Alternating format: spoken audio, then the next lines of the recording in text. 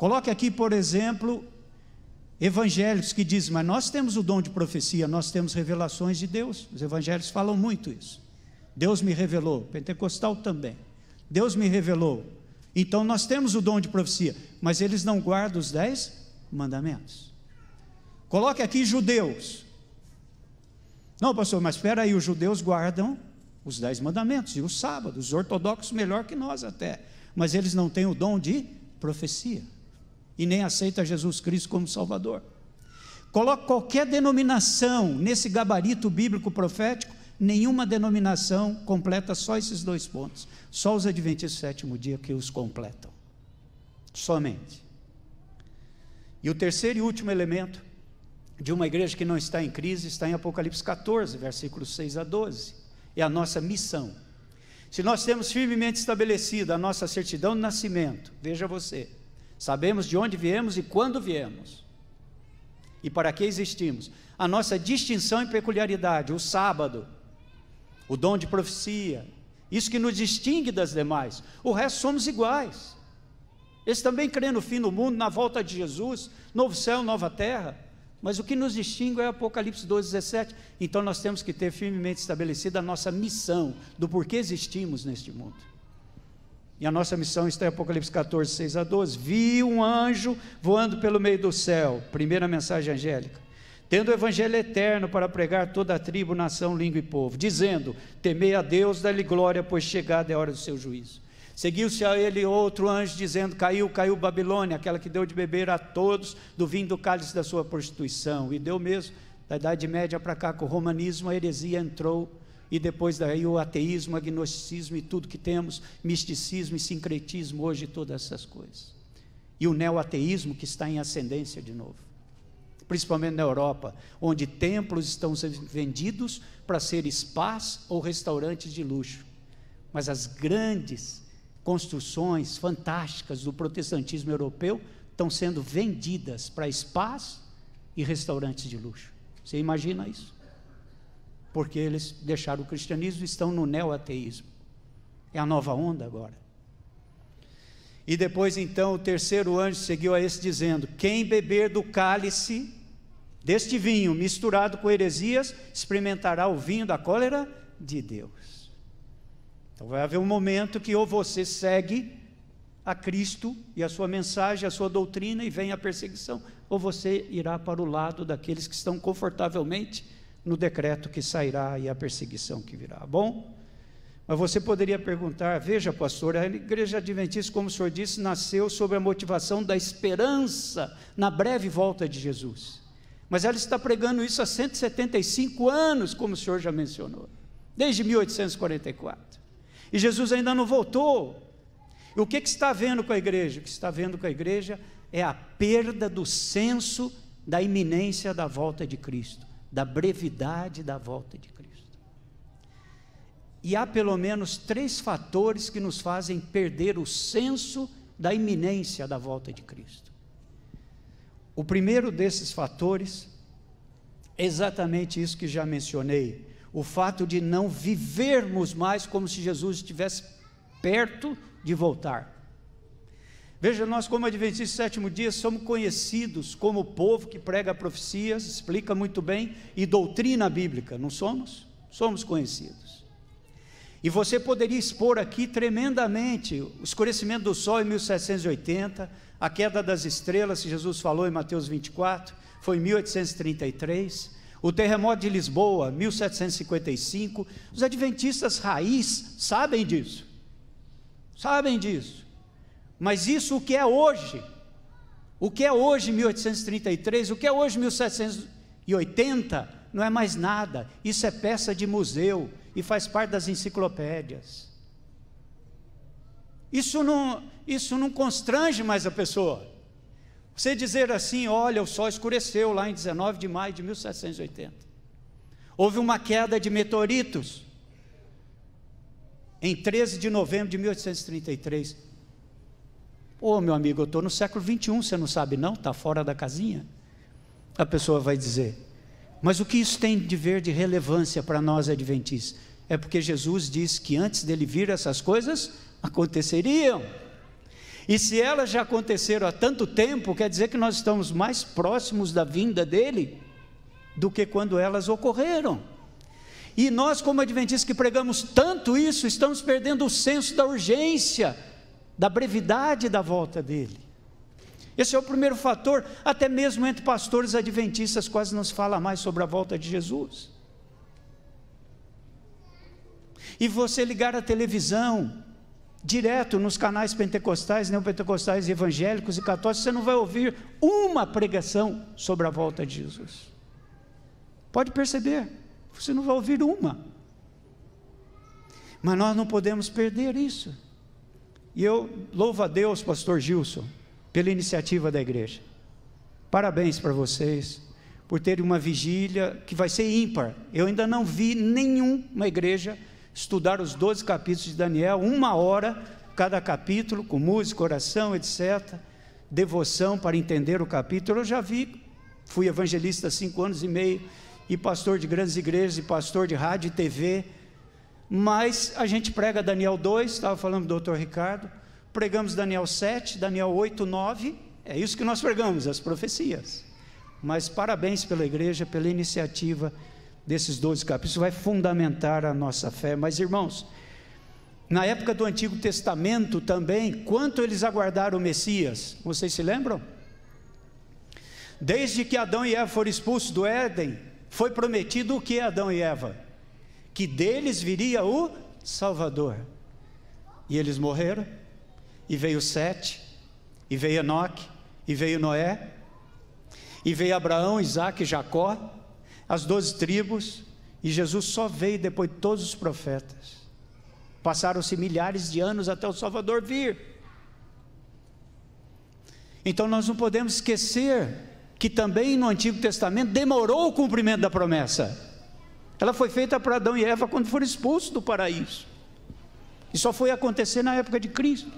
Mas a Bíblia diz que vindo a plenitude do tempo, vindo a plenitude de tempo, Deus enviou o seu Filho, nascido de mulher. E Deus não tem atraso nem tardança, irmãos. No relógio de Deus, embora possa haver uma aparência de tardança, no momento certo, a plenitude do tempo, a meia-noite do mundo, o Messias virá novamente. O segundo ponto que eu vejo, porque estamos com essa perda de sensibilidade pela urgência da volta de Cristo, é exatamente a questão da nossa distinção. Hoje em dia a secularização invadiu os lares. Nós vivemos secularizados e em um mundo em secularização. E graças a Deus ainda não estamos indo para o secularismo, que é a última etapa da secularização. Porque o secularismo é a intenção de viver sem Deus no mundo. Eu não preciso dele. Hoje em dia o ateu não critica mais se Deus existe ou não existe. Sabe o que o ateu diz para você? Isso tem tirado muitos jovens da igreja, quando estão nos primeiros anos de faculdade, principalmente naquelas que são humanas, sociologia, antropologia, ciência política, etc, etc, principalmente semiótica em pedagogia e outras coisas mais. Por que os jovens têm saído da igreja nessas faculdades? Por quê? Porque o ateu diz hoje para você, tá bom, Deus existe, mas qual a utilidade dele na vida? Percebeu a capciosidade do diabo? Ele mudou a coisa. Então, eu concordo com você, cristão, Deus existe, mas qual a utilidade dele na vida? Você chega em casa, aperta um controle e o portão abre. Você gira outro botão, esquenta a comida. Você estala o dedo ou fala alguma coisa agora, já até por fala, e as luzes se acendem. Você tem todo o conforto. Qual a utilidade de Deus? O homem foi capaz de vasculhar o universo, lançar o Hubble, agora com a plataforma interespacial, e etc, etc, até onde Deus vai permitir isso? Então qual a utilidade de Deus, cristão, na tua vida? Você desenvolveu tudo. Então esse senso da secularização, de que nós podemos sem Deus, tem feito com que os adventistas arrefeçam o seu ânimo de viver como se Jesus estivesse voltando hoje na sua vida. Esse é o problema. Pouco a pouco estamos gostando das coisas do mundo. Coisas que antes condenávamos rigidamente, tornaram-se parte da nossa vida. Eu me lembro, na minha igreja natal, no sul de Minas, minha avó ajudava nas diaconisas, minha mãe era professora dos primários, eu era um dos alunos, traquinas da classe da minha mãe, professora dos primários, e então tinha um órgão, e era aquele órgão ainda de fole, de pedal, de fole, né? E então uma jovem foi convidada aquele sábado no JA, Jovem Adventista, naquela época chamava MV, Missionários Voluntários, depois passou para JA, e ela foi convidada para tocar o órgão na hora do louvor, e o Costa Júnior havia acabado de lançar uns ensaios do que ainda ia chamar aquelas 3 apostilinhas azul marinho dele, vamos cantar, tinha lançado ali alguma coisa, e nós fomos cantar só sandálias, né? Os cantar, e aquela jovem estava um calor tremendo, ela veio sem manga, veio com uma blusa, uma saia, sapato social, mas sem manga na blusa. Quando ela terminou de tocar o órgão, o ancião se aproximou e disse: jovem, quero falar com você. É o seguinte, eu vou levar seu caso para a comissão. Eu disse: o quê? Mas tem alguma coisa errada? Você veio tocar com uma blusa sem manga, e não pode, é indecoroso isso na casa de Deus. E ela levou 3 meses de disciplina, 3 meses, Kedma era o nome dela, 3 meses de disciplina, por causa que ela tocou sem manga. Então, nós hoje estamos nos acostumando, nós entramos na casa de Deus às vezes de qualquer jeito. Não quero dizer também que não possamos, mas você se apresentaria diante do governador, do presidente de qualquer maneira? Eu acho que não. Eu acho que não. Você iria numa reunião da ONU de qualquer jeito? Você visitaria o Congresso Nacional de qualquer maneira? Eu acho que não. Agora, se eu vou me apresentar diante de Deus, por que não usar o meu melhor? Por que não dar o melhor para Ele? Eu estou vindo diante do Rei do Universo. Aqui aconteceu algo bem interessante. Antes da minha época de estudante, ainda nos idos do famoso diretor Jerônimo Garcia, saudoso. O pastor Jerônimo Garcia era um homem muito assim, educado, polido, mas firme nos princípios. E 2 jovens saíram daqui do ensino médio, na época se chamava ginasial e depois chamava científico. Eles fizeram ginasial, depois científico, e eles foram para a PUC, para fazer direito. E quando estava na última prova que eles iam ser credenciados no curso de direito, a prova foi marcada para o sábado. Então eles vieram falar com o pastor Jerônimo Garcia se ele poderia interceder junto ao padre reitor da PUC. Ele saiu daqui com os 2 jovens no seu carrinho e foi lá.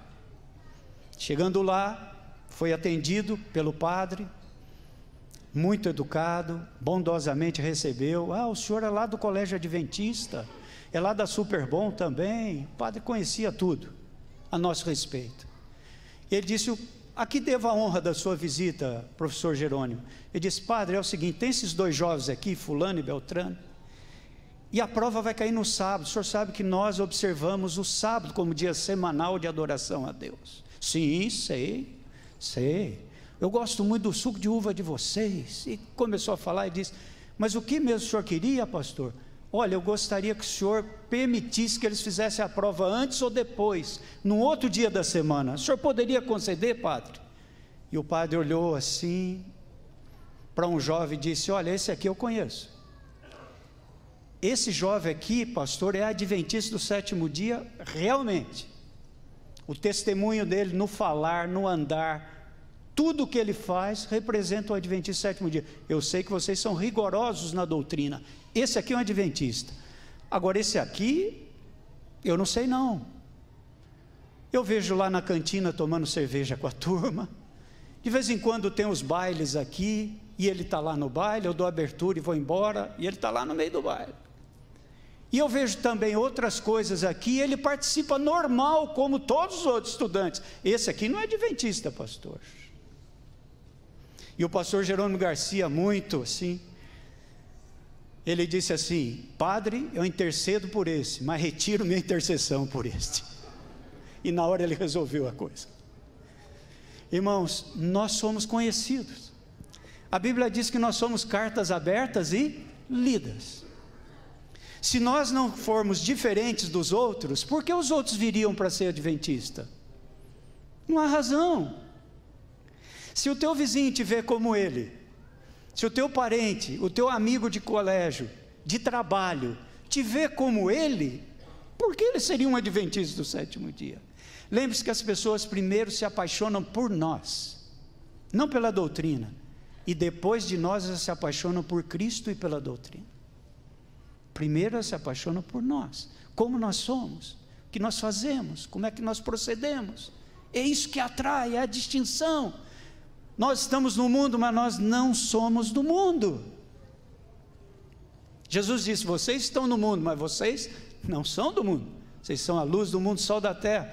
Irmãos, a igreja, nunca esqueçam essa frase, a igreja precisa ser a voz de Deus e não o eco da cultura. Entendeu? Igreja é a voz de Deus, é o que a Bíblia diz, é o que ela revela, mas não é o eco da cultura, o que é famoso lá fora, o que está na onda lá fora, o que está pegando lá fora, como diz a juventude, o que está pegando, o que está rolando lá fora, não pode entrar aqui, porque senão nós vamos ser iguais àquilo que está lá. Igreja é a voz de Deus, não é o eco da cultura. O que está lá fora não pode ribombar aqui dentro, não pode explodir aqui dentro. E às vezes fico preocupados com emissoras nossas, com estilo de música nosso, com os sermões nossos, que estão se tornando cada vez mais existencialistas, emotivos e não cognitivos, racionais da fé. Isso não firma a pessoa na igreja. No primeiro momento que vier a tentação e a provação, você não tem um fundamento para se firmar. Por que sou adventista do sétimo dia? Porque nasceu num tempo profético, é o povo remanescente, é o único que tem a doutrina bíblica. Não é a única igreja que salva, Deus tem outra igreja. Deus tem sinceros em todas as denominações. É a igreja invisível, mas essa que é a igreja visível tem que ser reconhecida pela sua distinção. Distinção em natureza, a sua peculiaridade. Senão seremos iguais aos outros. A terceira e última evidência da perda da noção de urgência é o enfraquecimento da ênfase em nossas doutrinas. Quase não ouvimos mais pregações das nossas doutrinas distintivas, que são diferentes das outras. O sábado, a mortalidade da alma, o dom de profecia, o santuário celestial, que é a nossa doutrina mais distintiva de todas, etc, etc. Esse é o terceiro problema. Quase não pregamos mais sobre isso. Parece que hoje a Bíblia e o púlpito foi trocado pela cozinha da igreja e pelos eventos sociais da igreja. Mas aonde deve descer fogo do céu é aqui, nesse lugar.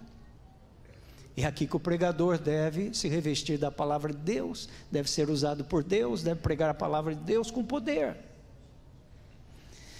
E se nós trocamos o púlpito da igreja pela cozinha da igreja, ou pelos eventos, bom, então aqui virou um clube social, o pastor é o diretor, e os membros são os associados desse clube. Porque não há diferença entre uma igreja e um clube, se ela perder o senso da presença do Espírito Santo, e o objetivo para o qual ela existe. Nós precisamos refletir sobre isso um pouco. Às vezes eu fico preocupado que as pessoas dizem: a igreja da Novo Tempo. Não, a igreja não é da Novo Tempo. A Novo Tempo é apenas um setor da igreja,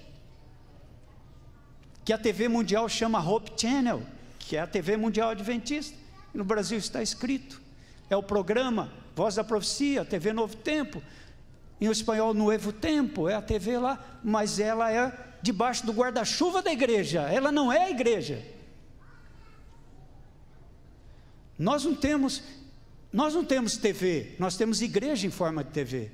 Nós não temos fábrica de alimentos, nós temos igreja em forma de fábrica de alimento. Nós não temos colégios. A maior rede educacional privada do mundo é a Igreja Adventista do Sétimo Dia, são os nossos colégios. Mas nós temos colégios em forma de igreja.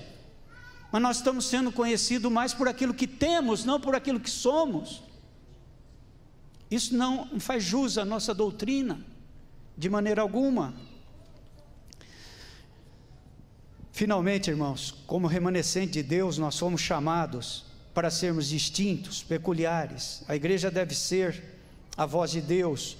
Pode ser que após ouvir isto nessa manhã, você se sinta um pouco desanimado. Pode ser que nessa manhã a tardança de Cristo tenha feito você um pouco, quem sabe, descrente naquele movimento que você abraçou há 10, 20 ou 30 anos. Quem sabe nessa manhã, após ouvir essa mensagem, você diga também, mas o que eu preciso melhorar, o que eu preciso mudar, para que as pessoas vejam em mim a diferença, para também, nesse bom testemunho, sentir vontade de ser um adventista do sétimo dia. Deus vai salvar pessoas católicas, metodistas, batistas, presbiterianas, evangélicas. Deus vai salvar os sinceros.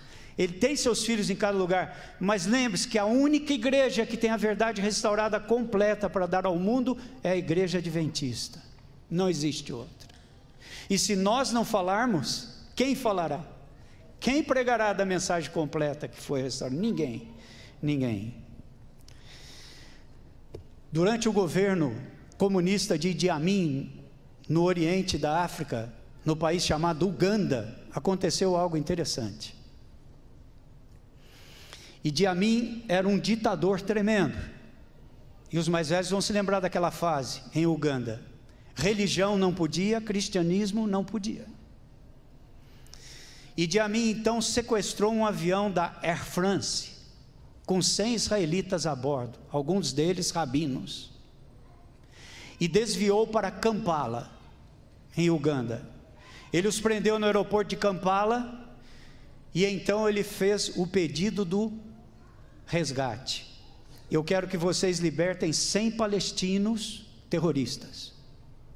Se vocês, Israel, não libertarem os 100 palestinos, no dia tal, os 100 israelenses vão morrer aqui em Kampala, em Uganda.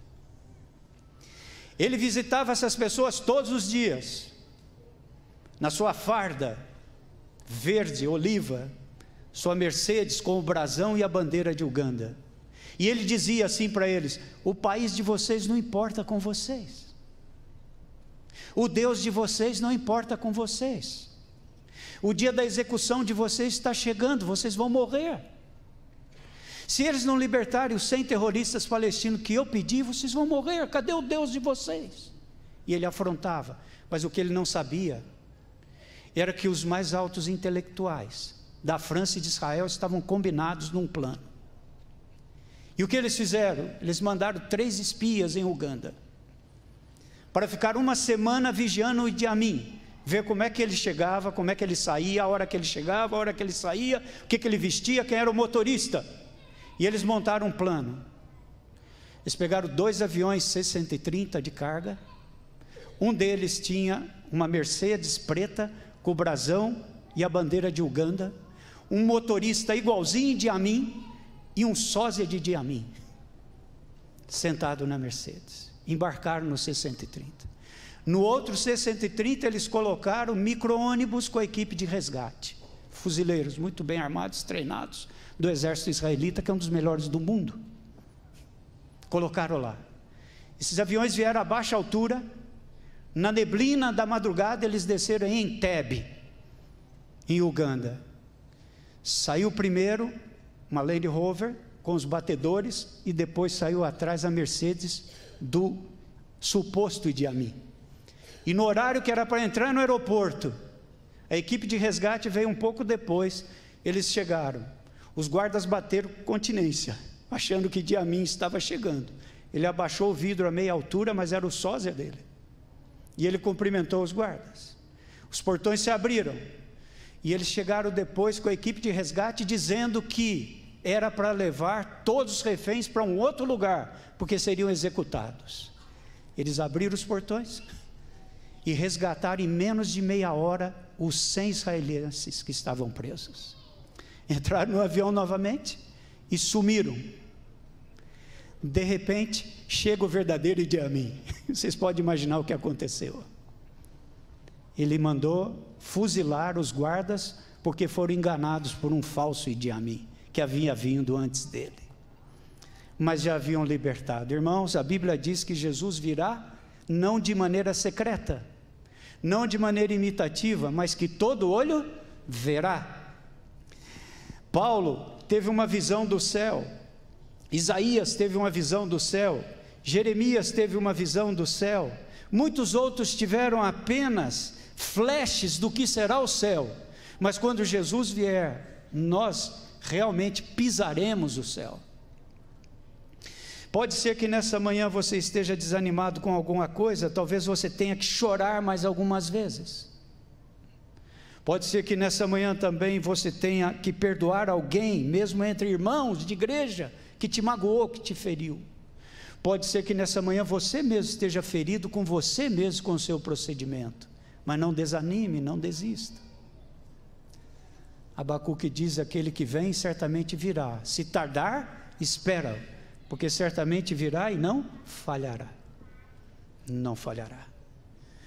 Hoje Deus está convocando um povo que está disposto a viver pela fé, proclamar pela fé a brevidade da sua vinda. Está você preparado para responder ao chamado? Ele disse: eis que venho sem demora, guarda o que tens, para que ninguém tome a tua coroa. Deus nos abençoe. Tenhamos convicção do movimento que abraçamos e que fazemos parte. Temos convicção de que em todos os dons que Deus dispensa à igreja, eu tenho algum pelo menos, que Ele pode me usar, seja ele qual for. Quando Jesus vier e pedir conta desse dom, que eu possa dizer: eis-me aqui com o talento que me deste, Senhor, e eu multipliquei, e aqui está a messe de remidos, que vai entrar no teu reino. Deus abençoe essa igreja, Deus abençoe você. Tenha convicção de que a Igreja Adventista do Sétimo Dia é a igreja da profecia bíblica. Não é a única que salva, mas é a única que tem todo o gabarito bíblico profético para falar da doutrina restaurada que Deus quer que o mundo ouça antes da perseguição final. Amém, irmãos?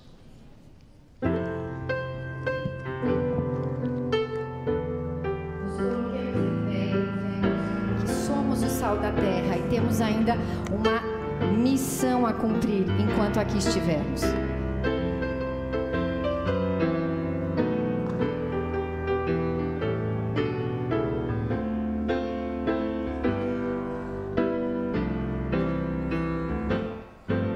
Jesus nos deu esta missão, o seu amor compartilhar. Somente entraremos em ação se o amor de Deus nos motivar. O seu poder nos moverá, que assim iremos repartir o amor de Deus, a verdadeira paz e a doce esperança no porvir. Vós sois o sal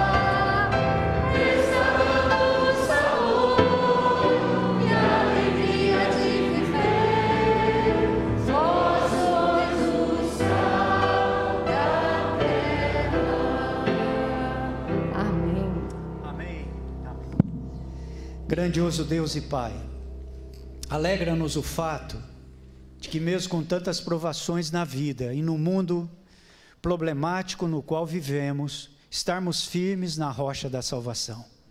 Obrigado, Pai, por rever aqui irmãos queridos de décadas atrás. Que alegria, que felicidade vê-los firmes na fé do advento que um dia abraçaram lá atrás. Pai amado, obrigado também pelos novos irmãos que adentraram a esta igreja. Aqueles novos conversos que já vieram com seus familiares, com seus filhos, permanece com eles. Envia teu Santo Espírito em cada lar, em cada casa, em cada família, para que não tenhamos dúvidas de que essa aparente tardança de Cristo é porque em sua infinita misericórdia, Deus ainda deseja que muitos se salvem. Nós possamos levar esse evangelho como missão em nosso coração. Somos o sal da terra. O sal de nada valerá se ficar somente no saleiro. Ajuda-nos a espalhar esse sal. Dá sabor à vida das pessoas que estão ao nosso redor. Mas que sejamos distintos, peculiares, que a nossa natureza seja diferente, para que eles também sintam o desejo de abraçar essa igreja, fazer parte dela, para que juntos possamos passar pelos últimos dias com o Espírito Santo, com os anjos nos ajudando, para que Cristo nos leve para as mansões celestiais. Permite, Senhor, que nenhum de nós se perca. Abençoa o pastorado dessa igreja, pastor Gil e sua equipe. Abençoa o ancianato dessa igreja, a liderança, os membros.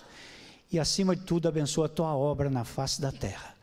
Que logo mais possamos estar aqui, a partir das 6 horas, para aprender e, acima de tudo, para recapitular os eventos proféticos que nos dizem, nos dão norte de quanto falta para aquilo que precisamos ver logo se aproximando, que é Jesus voltando nas nuvens dos céus.